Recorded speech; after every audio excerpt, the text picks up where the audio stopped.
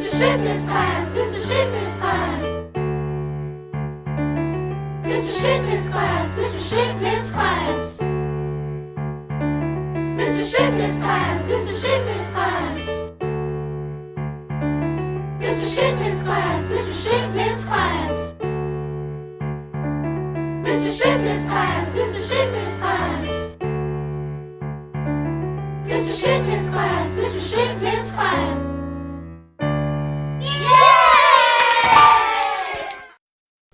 Good afternoon, good morning, wherever you are. Welcome to whose class? Mr. Shipman's class.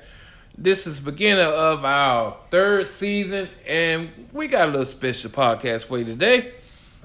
First of all, I want to introduce the lovely and talented and my fiance, Prudence Williams. Hello, world. Hi, Dr. Shipman. How are you? I'm doing fantastic. We have gotten off to a great start with the school year, this 2019-2020 school year. It's year number 26 for both of us. It is, and some days it really feels like it too. Today was one of them. So, Dr. Shipman. Yes, ma'am. I also want to introduce our beautiful puppy, who's not so much of a puppy, Miss Ruby. She may hear her in the background. She's roaming around the house somewhere. So please just welcome her. She is a part of Team Shipman. Yes, and we just added a new baby to Team Shipman today. Jacob Cannell just had a baby, so I got a new member added to the team, a little girl at that. Welcome to this world, precious. So, Dr. Shipman, what are we discussing today the beginning of our 26th year of teaching? One of my favorite topics, and every year I have to ask myself this question about this. Should teachers supply paper and pencils for students? Should teachers give students who come to school without paper and pencils, should the teacher supply them? Let me clarify for the world out there. No school systems or my school system, nor any other school system that I've worked in, no, they do not give teachers this supply of pencils and this supply of writing paper that is for students. In my experience, teachers who give paper and pencil are spending on average $50 to $100 a year out of their own pocket to supply kids with paper and pencil. Mr. Shipman, Dr. Shipman, what is your stance on this? It's a hard stance. I wanted to read this poem that somebody wrote. It's an email.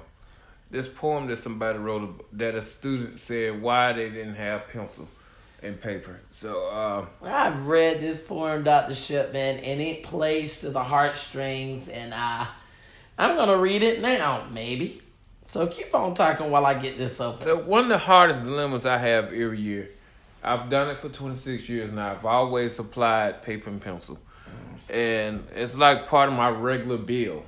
I go to one of the stores, I buy about 5 reams of paper, I get maybe 5 things of paper pencils, stick them in my desk drawer. Students know if they need paper and pencil, they can get it from me. I've known little teachers that charge students or let students, they had to give up something to get a pencil. Or one of the reasons I don't do it, because I don't want to hear students interrupting the class asking other students for pencils, because it takes longer. But but at times I have to say I get tired of doing it, because it wears me out throughout the school year that I have to continue to give paper and pencil. And you just want to say, hey,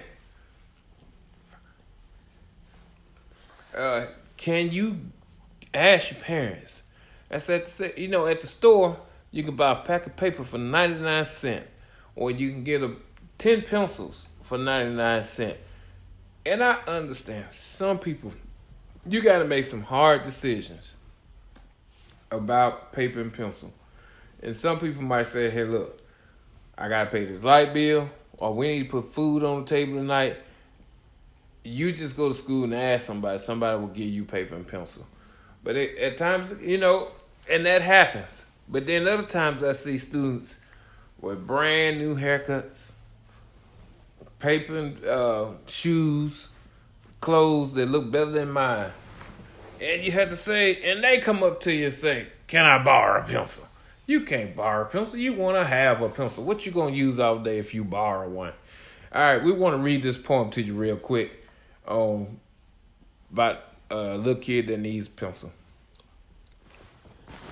Okay, Dr. Shipman, it says, I woke myself up because we ain't got an alarm clock.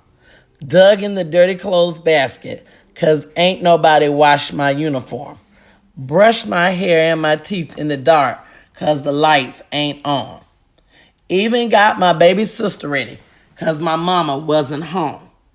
Got both us to school on time to eat a good breakfast. Then when I go to class, the teacher fussed because I ain't got no pencil. And that is the poem by Talia Richmond. She is covers city schools and higher education for the Boston Sun. I've heard this poem many times. It is actually one of those poems that I find that upper educational administrators use to guilt teachers into spending their own money. And I get it. Some families don't have it. They really don't. However, when did that become the responsibility of the teacher? It sounds like it is a public assistant's responsibility. When I look at this poem, hey, he should have been removed from his home a long time ago. Let's be honest. Let's talk about what this kid said. There is no adult in his house when he woke up. There's no, what did he say? There are no clean clothes. They're being neglected. There's no lights. They're being neglected. He is the primary caregiver to a baby sister. They are being neglected. He goes to school, by the way, to eat a good breakfast. That's the only source of food. And I'm not putting down children who don't have. I get it. There by the grace of God I go. I have these things because I've been blessed. However, at what point do we draw the line on some of the lowest paying individuals in our society, most educated and the lowest paying individuals in our society, and say, hey, this is not the teacher, nor the school system, nor the taxpayer's responsibility? When I walk through my schools, I don't even care what kids got on. They could have $500 shoes on. I could care less. I don't care about their haircuts. I don't care about their hair. What I do see is pencils laying all over the floor. So while little whatever his name was going to get a good breakfast, quite frankly, all he had to do was look on the ground. He would have found a pencil.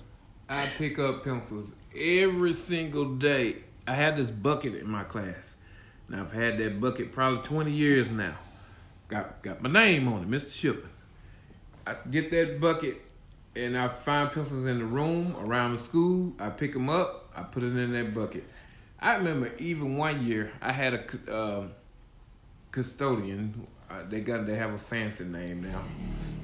But he used to, for me personally, whenever he see pencils while he was cleaning, he'll collect them all to the end of the week and give them to me to help me to cut my costs down. Because I used to have to order pencils off of eBay. I have done the same thing, and I don't think it is a good thing. I as a veteran teacher who mentors quite a few young teachers, tell them not to do it. Tell them don't start the habit. Because probably 10 years into my teaching career, I had a child. And I made a very hard decision then. I chose to spend my extra money on my child.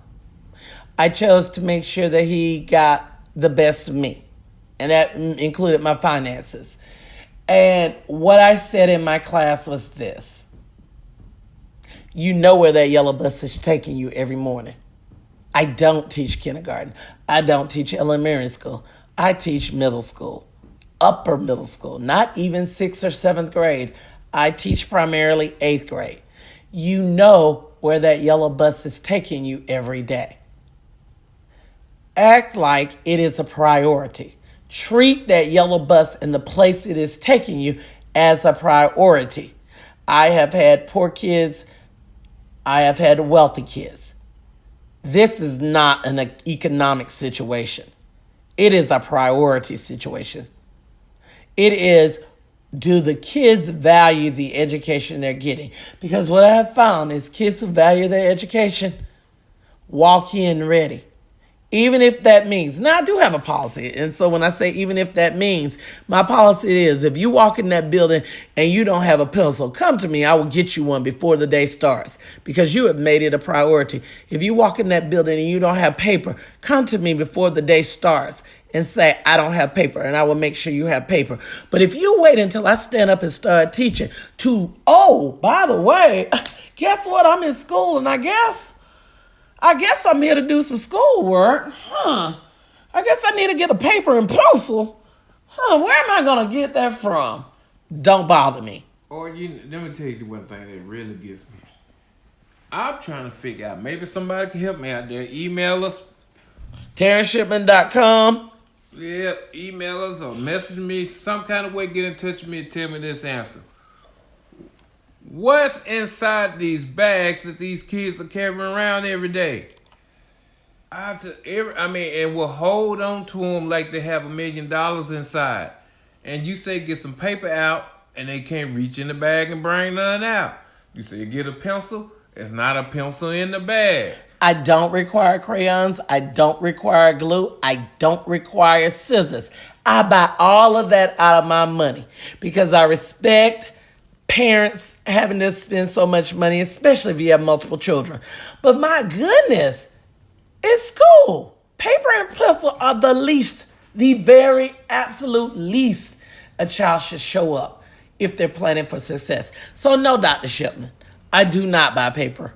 I do not buy pencil for students. Yes, Dr. Shipman, I walk around the school collecting pencils and papers. And when I say papers, students just drop perfectly good tablets and notebooks and packs of paper on the floor. And I pick them up and I wait for a child to come back and ask for them, and they don't. And I will use that paper and pencil to give to students. But I will never, ever spend my own money again for students to have paper and pencil. I have a stack of notebooks on the back of my cabinet that I collect. I go around, at the end of the day, people don't left notebooks. And it's about 10 of them now sitting on the back of my We have been in school cabinet. less than 2 months, and he already has 10 notebooks full of clean paper. And I said, somebody, I lost my notebook. Did you go check back there on the cabinet to see if one of those is yours? That drives me crazy. And yes, I did last night go spend some money on paper and pencil. Like I said, I'm still torn with this to try to what I'm going to do. But it's always that one student who I know just don't have it. So as part of my ministry. It's ministry now. Okay. Part of my ministry, I want to give to those who don't have. Honestly, goodness, Mr. Shipman, Dr. Shipman, my ministry is very simple. I am not saying, let me be clear, I'm not saying I don't spend money on kids. I buy crayons, markers, glue, scissors, probably to the tune of $300 to $400 a year. And what I really spend money on is food. I buy granola bars. I buy popcorn. I buy cheese sticks. Right now, I bought protein bars. They were actually for me, but I have a student who I know there is a financial situation at home, and he is coming to school hungry. And he's a fairly large fella in the sense that he's almost 6 feet tall, and I know school lunch and breakfast is not enough. And so, yeah, I give him food. I think that we have to, as a community, get to the point where we acknowledge that school is a priority. It hasn't been treated like a priority since my early days of teaching. The tide in our country is that school is a right. It is not. It's a privilege. And do I think that privilege should be denied to people? No. But I think it should be treated as a privilege. So I got to say something funny. You silly. I got 2 brand new students. They've been with me now for about a month from Guatemala. Can't speak a lick of English, But they come in there every day, pull out their notebook and paper and pencil, be ready to go. Don't know what they write down. But they copying them notes. I don't know what they write down either, but they be copying notes. They want to learn. It is a priority for them.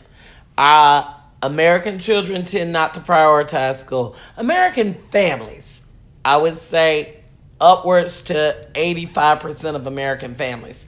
Unfortunately, in 25 years, I've not seen more than 10 or 15% of parents truly prioritize it. We give it a lot of lip service. We say we do. But when push comes to shove, when a parent tells me, well, why didn't you call me and tell me my child didn't have paper and pencil? I know something about that parent right then. Why should I have to call you and tell you your child didn't have paper and pencil in their notebook? Are you not looking in that book bag? Do you not know what's going on? Did you not ask your child, what work did you do today? Show it to me. And say, why is there no work? And when they say I didn't have paper and pencil, go out and get some. Let me tell you what I used to do. When they had them good sales on, doing it before school sales, I promise I'd go spend about $50, $100 just on paper and supplies. Put it down. We got a closet downstairs. Don't try to come to my house and look at my closet. It's still down there. We got a closet downstairs. They have paper, pens, notebooks, everything. My son knew every time when he needed something, he went to the closet. He went to the closet, made sure he had supplies. He even did this a few weeks ago when he went to college. I think we still got stuff down there in the closet. I think you might be right. Go check. You have to make sure your child have what they need. Please don't depend on the school to do everything. We just can't. Don't want to either. Should not be required to. And please don't tell me about your taxpayer dollars. Every teacher I know is a taxpayer too. Yeah, and everybody forgets that when we're spending our own money. Mm-hmm. I think that's it, Dr. Shipman. I think that's it too, Miss Williams. All right, Miss Williams, I hear you got a book out. Oh, yeah, I do. And what's the name of that book? Actually, it is Mr. Shipman's Kindergarten Chronicles First Day of School Learning Workbook.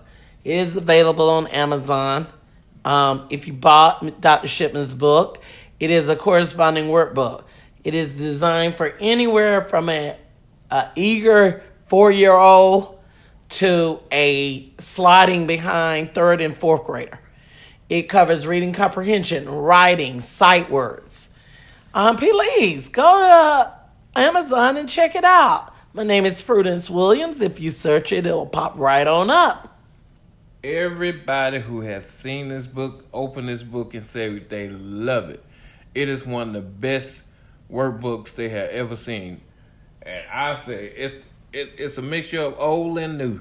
It has the current Common Core standards, but it's an old-fashioned workbook that you used to use that kids get to work and really learn something. I enjoyed writing it. I am in the process of working on the second workbook for Mr. Shipman's Kindergarten Chronicles December celebrations. And it will be a continuation of the Common Core pre-K and kindergarten standards. And I hope to put out my own fiction series about Miss Ruby, the dog. She has delighted me since I got to know her. And I've started writing a children's series about Miss Ruby. And so please keep your eyes open for it and buy it.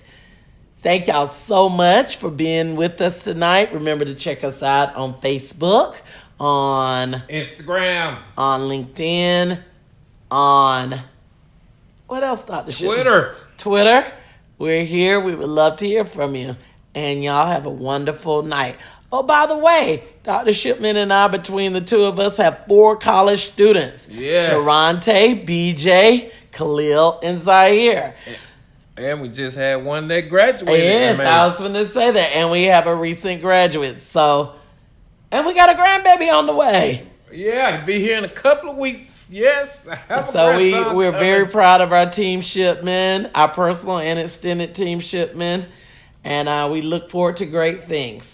All right, as I always say, and you know what, this year group, I made them say this for 21 straight days, and the kids just love it.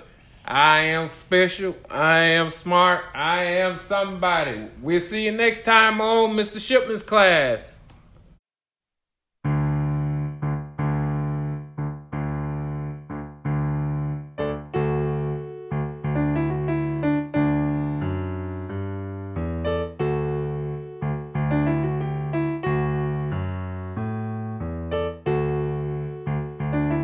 Mr. Shipman's class, Mr. Shipman's class.